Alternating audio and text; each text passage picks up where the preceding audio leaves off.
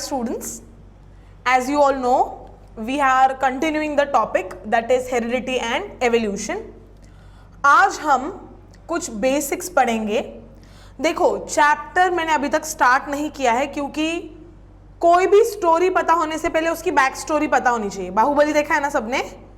बाहुबली 2 तुम्हें समझ में ही नहीं आता अगर 1 नहीं होता, या आइदर द वे अराउंड भी बोल सकती हो. सो तुम्हें एक बैक स्टोरी, एक बेसिक पता होना चाहिए, तो ही तुम आगे उसको कंटिन्यूएशन में सुन भी सकते हो और मजा भी आएगा तुम्हें सुनने में. ऐसे ही जैसे हम स्टोरी सुनते हैं वैसे ही ये चैप्टर के भी कुछ टर्म्स हैं, कुछ ऐसी थियरीज है या कुछ ऐसे what you can say concepts है जिन्हें तुम्हें पहले समझना होगा. अगर वो कंसेप्ट्स तुम्हें आते हैं तो ही तुम आगे वो चैप्टर को मजा लेके पढ़ोगे, नहीं तो बहुत बोरिंग हो जाएगा चैप्टर. ठीक है, ये सारे बेसिक्स जो आज मैं तुम्हें एक्सप्लेन करने वाली हूं, ये सारे बेसिक्स तुमने 9th स्टैंडर्ड में किए हुए हैं. बट मुझे पता है कि आप लोग भी मेरे जैसे हो जिनको कल का ही याद नहीं होता है. करेक्ट? तो तुम्हें 9th का कब से याद नहीं होगा, आई नो. इसीलिए आज हम लोग थोड़ा सा एक क्विक रिवीजन करेंगे. क्विक भी नहीं, मैं तुम्हें अच्छे से एक्सप्लेन भी करूंगी कि व्हाट इज न्यूक्लिक एसिड. कौन से साइंटिस्ट ने सबसे पहले इसको डिस्कवर किया, उसने उसमें क्या क्या ढूंढा, कैसे पता चला डीएनए क्या होता है, आरएनए क्या होता है, वो सब कुछ मैं तुम्हें बताऊंगी. किसने व्हाट यू कैन से उसका स्ट्रक्चर आइडेंटिफाई किया, उसका भी एक स्टोरी है, वो स्टोरी भी मैं बताऊंगी. देखो, स्टोरी किस तरीके से अगर समझोगे ना तो it is the most easiest topic to be understand. But तुम ऐसे बोरिंग कंसेप्ट वाइज सुनोगे तो बहुत कंटाला लगेगा तुम लोगों को सुनने को. इसीलिए we are going to start with a topic where we are going to today only see the back story. मतलब कुछ बेसिक्स ही हम देखेंगे आज. ठीक है. Now nucleic acid, actually there was a scientist जिनका नाम है फ्रेडरिक मिशर. इन्होंने सबसे पहले सेल के सेंट्रल मटेरियल को ढूंढा. तो उन्होंने सेल के सेंट्रल मटेरियल को नाम दिया nuclein material. NuClein. Will write. उन्होंने क्या नाम दिया उसे? न्यूक्लिन. ओके. कौन से साइंटिस्ट ने यह नाम दिया था? Frederick Miescher. तो फ्रेडरिक मिशर ये साइंटिस्ट थे जिन्होंने सेल के अंदर का जो सेंट्रल मटेरियल है उसको ढूंढा और उसको उन्होंने नाम रखा न्यूक्लिन मटेरियल. फिर कुछ टाइम के बाद वो और स्टडीज करते गए तो उन्हें पता चला कि ये जो न्यूक्लिन मटेरियल है ये एसिडिक है. तो इसीलिए उन्होंने उस न्यूक्लिन मटेरियल का नाम चेंज करके रख दिया न्यूक्लिक एसिड. एसिडिक प्रॉपर्टीज थी उसमें, इसीलिए उन्होंने न्यूक्लिन का नाम बदल के रख दिया न्यूक्लिक एसिड्स. फिर वो और स्टडी करते गए, उनके और फ्रेंड्स थे, उनके स्टूडेंट्स थे, उन्होंने भी स्टडीज की. उनको उसके बाद ये पता चला कि जो न्यूक्लिक एसिड्स होते हैं वो 3 चीजों से बनते हैं. अभी कौन से वो 3 चीजें हैं देखते हैं. Sugar, okay, plus nitrogen bases plus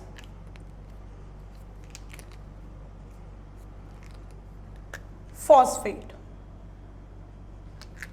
okay. So उन्हें पता चला कि न्यूक्लिक एसिड्स जो होते हैं वो 3 चीजों से बनते हैं. शुगर, नाइट्रोजन बेस और फॉस्फेट. ये तीनों चीजें जब एक साथ आती हैं तो उसे कहते हैं न्यूक्लिक एसिड. बट जरूरी नहीं है सिर्फ ये 3 एक साथ आएंगे तो न्यूक्लिक एसिड होता है. एक्चुअली स्पीकिंग अगर देखोगे तो शुगर, नाइट्रोजन बेस और फॉस्फेट, अगर ये तीनों एक साथ आते हैं तो इसे कहा जाता है न्यूक्लियोटाइड. समझ में आया व्हाट आई एम सेइंग? वापस से रिपीट करती हूँ। फ्रेडरिक मिशर नाम के साइंटिस्ट थे जिन्होंने सेल का जो सेंट्रल मटेरियल है उसको डिस्कवर किया और उसका नाम रख दिया न्यूक्लिन। कुछ टाइम के बाद उन्होंने और स्टडीज किए और उनको पता चला कि ये जो न्यूक्लिन मटेरियल है ये एसिडिक प्रॉपर्टीज शो करता है, इसीलिए उन्होंने उसका नाम रखा न्यूक्लिक एसिड्स। फिर उन्हें पता चला कि ये जो न्यूक्लिक एसिड्स होते हैं ये शुगर, नाइट्रोजन बेस और फॉस्फेट के मदद से बनते हैं। जब ये तीनों साथ में आ जाते हैं तो उसे कहते हैं न्यूक्लियोटाइड। ऐसे बहुत सारे न्यूक्लियोटाइड्स एक साथ आएंगे तो वो बनाएंगे न्यूक्लिक एसिड्स। न्यूक्लिक एसिड्स दो टाइप के होते हैं। समझ में आ रहा है तुम्हें मैं क्या बोल रही हूं? ओके, सो क्या बोला मैंने? न्यूक्लिक एसिड्स जो होते हैं वो दो टाइप के होते हैं। कौन से दो टाइप्स है बोलो जरा? तुमने ये सब किया है बच्चों, बोलो कौन से दो टाइप के न्यूक्लिक एसिड्स होते हैं? Yes correct, deoxyribose nucleic acid. दूसरा, yes very good, ribose nucleic acid. मतलब एक है डीऑक्सीराइबोज न्यूक्लिक एसिड मतलब डीएनए, और दूसरा है राइबोज न्यूक्लिक एसिड मतलब आरएनए।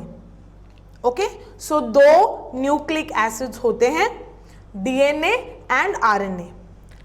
अब वो डीएनए हो या आरएनए हो, दोनों भी न्यूक्लियोटाइड से बने हुए हैं। न्यूक्लियोटाइड किससे बना हुआ है? सामने ही आंसर तुम्हारे, यस, शुगर, नाइट्रोजन बेस और फॉस्फेट। अंडरस्टूड? अब जैसे मैंने कहा कि न्यूक्लिक एसिड्स दो टाइप के होते हैं, मतलब दोनों में कुछ ना कुछ अलग होगा। क्या अलग होता है वो देखेंगे हम। दोनों में शुगर्स अलग अलग होते हैं। जो डीएनए है उसमें होता है डीऑक्सी राइबोज शुगर, ओके, और जो आरएनए होता है उसमें होता है राइबोज शुगर। अंडरस्टूड? क्या बोला मैंने? मैंने कहा कि न्यूक्लिक एसिड्स दो टाइप के होते हैं, DNA and RNA. DNA RNA दोनों अलग अलग है। कैसे अलग है? पहली बात, दो टाइप के शुगर्स है, डीऑक्सीराइबोज शुगर। सो ये डी है तो ये डीएनए वाला है, तो डीएनए में कौन सा शुगर होगा? डीऑक्सीराइबोज शुगर होगा। फिर आरएनए, आरएनए के लिए आर, यहां पर भी आर, सो आरएनए में क्या होगा? राइबोज शुगर होगा। ये जो शुगर्स होते हैं ये कार्बन कंपाउंड्स होते हैं। सो डीएनए का जो शुगर है डीऑक्सीराइबोज वो भी 5 कार्बन है, आरएनए का जो शुगर है राइबोज शुगर वो भी 5 कार्बन शुगर है। अब आते हैं नाइट्रोजन बेसिस पे। ये जो नाइट्रोजन बेसिस होते हैं ये भी दो टाइप के होते हैं। एक होते हैं प्यूरीन्स, दूसरे होते हैं पाइरिमिडीन्स। तुम बोलोगे क्या है मैम ये वर्ड्स? तुमने तो ये सब किया है ऑलरेडी, ये तो तुम्हें पता होना चाहिए ना। अगर नहीं भी पता है तो तुम्हें सिर्फ मैं एक what you can say general knowledge के लिए बता रही हूं, क्योंकि ये नहीं पता चलेगा तो हम आगे का नहीं कर पाएंगे। ओके ओके ठीक है। सो क्या कहा मैंने? नाइट्रोजन बेसिस दो टाइप के होते हैं। ओके, अब ये जो प्यूरीन्स होते हैं ये प्यूरीन्स 2 रिंग कंपाउंड्स होते हैं, और जो पाइरिमिडीन्स होते हैं ये 1 रिंग मतलब सिंगल रिंग कंपाउंड्स होते हैं। Understood? Purines are 2 ring compounds, pyrimidines are single ring compounds. Purines में आते हैं दो, एडेनिन और गुआनिन। और पायरिमिडीन्स में आते हैं 3, thymine, uracil and cytosine. Okay, मतलब ये सब क्या है, इसको शॉर्ट में समझने के लिए तुम इतना याद रखोगे, A G T U C। अब तुम बोलोगे मैम ये कुछ समझा नहीं, ये सब क्या लिख रहे हो, वेट समझेगा, रुको। और फॉस्फेट जो होता है वो कॉमन होता है। बोलने का मीनिंग ये है कि न्यूक्लिक एसिड में शुगर, नाइट्रोजन बेस और फॉस्फेट होता है। जो शुगर है वो 2 टाइप का होता है क्योंकि 2 टाइप के न्यूक्लिक एसिड्स हैं। जो नाइट्रोजन बेसिस होते हैं वो भी 2 टाइप के होते हैं क्योंकि 2 टाइप का न्यूक्लिक एसिड है, लेकिन उनमें फॉस्फेट ये कॉमन होता है। तो जो न्यूक्लियोटाइड होते हैं वो थोड़े अलग अलग होते हैं, डीएनए में कुछ अलग होगा, आरएनए में कुछ अलग होगा। अब सिर्फ डीएनए की अगर बात करोगे तो डीएनए होता क्या है,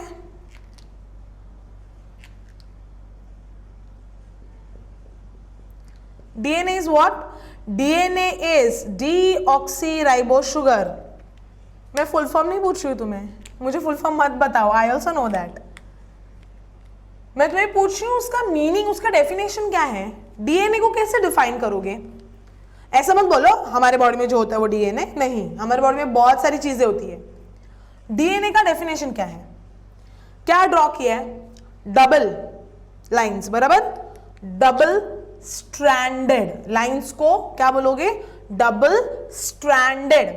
कैसा स्ट्रक्चर है, कॉइल्ड है ना पूरा, हेलिक्स जिसे कहते हैं। So DNA is a double stranded helical structure. Understood what I am saying. कैसे डेफिनेशन दोगे, अगर तुम्हें किसी ने पूछा कि डीएनए का डेफिनेशन क्या है तो क्या बोलोगे, डीएनए का डेफिनेशन है DNA is a double stranded helical structure. Helical मतलब हेलिक्स, मतलब पूरा कॉइल हो जाता है ना, इसीलिए उसे डबल स्ट्रैंडेड हेलिकल स्ट्रक्चर कहते हैं। अब ये जो डीएनए होता है ये बहुत लॉन्ग होता है। अब इतना लॉन्ग कि अगर मैं एक एडल्ट, मतलब मेरा अगर सारे सेल्स का डीएनए बाहर निकालूं और अर्थ के इर्द गिर्द अगर मैं उसको सराउंड करूं तो अर्थ को वो पूरा 2.5 या 3 राउंड्स या सर्कल्स कंप्लीट कर सकता है। इतना बड़ा हमारे बॉडी का टोटल डीएनए होता है। ओके, अब तुम इमेजिन करो इतना बड़ा टोटल डीएनए एक इतनी बॉडी में समाता है। So it's a very like magical thing. Okay, but कैसे, इमेजिन करो मैंने तुम्हें एक थ्रेड दिया है बहुत बड़ा और मैंने कहा कि इस थ्रेड को इतने से बॉक्स में तुम्हें फिट करना है। कैसे फिट करोगे, बड़ा वाला थ्रेड है ना, उसको इतना सा बॉक्स है छोटू सा, उसमें तुम्हें फिट करना है, तो कैसे फिट करोगे, क्या करोगे तुम उसको फिट करने के लिए। सीधा ह्यूमन टेंडेंसी होता है, तुम उंगली पे उसको रोल करोगे, बराबर, और उसको छोटा सा ऐसे फोल्ड करके बॉक्स में फिट कर दोगे। सेम होता है हमारे बॉडी में भी। डीएनए ये इतना जो लॉन्ग है वो डीएनए क्या होता है, कॉइल होता है। जैसे तुम धागा उंगली पे कॉइल करते हो वैसे हमारा डीएनए प्रोटीन पे कॉइल होता है, और प्रोटीन पे कॉइल होने के बाद वो हमारे बॉडी में सिचुएट, मतलब सेल के अंदर रहता है। इसीलिए इतनी सी बॉडी में इतना बड़ा डीएनए फिट हो जाता है। अंडरस्टूड? ओके, ये डीएनए में ये सब क्या है, लाइंस। डीएनए में ये जो लाइंस है वही है क्या, न्यूक्लियोटाइड्स। सो ये जो तुम्हें लाइंस दिख रहे हैं ना, अगर मैं डीएनए को पूरा ओपन करूं तो तुम्हें डीएनए दिखेगा कैसे। डीएनए को अगर ओपन करूंगी तो तुम्हें डीएनए कुछ इस तरह से दिखेगा।